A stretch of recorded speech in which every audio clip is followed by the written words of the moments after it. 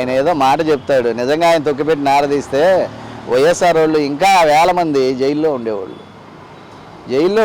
మరీ అడ్డగోలుగా ఆ విధంగా మాట్లాడి గొడ్డలు తీసుకుని ముక్కలుగా ఏంటంటే ఆ మాటలు ఏంటి, ఆ ప్రవర్తన ఏంటి?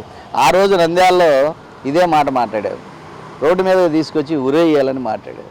ఆయన వయసు ఎంత? మీ తండ్రి వయసు. అలాంటి వాడిని అలా మాట్లాడొచ్చు అండి? ఇలాంటి మాట్లాడి నవరత్నాలు ఇచ్చి కూడా ప్రజలకు దూరం అయిపోయి ఈ వల్గర్ లాంగ్వేజ్ ముందు కంట్రోల్ చేసుకోమనండి జగన్మోహన్ రెడ్డి గారిని.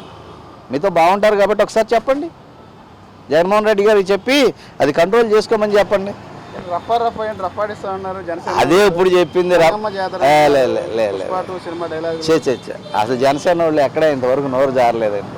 జారింది అక్కడ ఆయన బుచ్చి చౌదరి గారు ఏనండి. ఎవరి కుటుంబం? ఏ కుటుంబాలు తీయండి, మమ్మల్ని అల్లరి చేసిందే వాళ్ళు, నేను కాదు. నేను ఇన్ పర్సన్, నేను బయట ఉన్న అవుటర్ని నేను. అదే జనసేన అయితే మాట్లాడు, టీడీపీ వాడు అయితే మాట్లాడు. ఇదే మమ్మల్ని అల్లరి చేసిందే వాళ్ళు. మాకు ఎవరు తప్పు చేసినా మేము అది తప్పనే చెప్తామండి.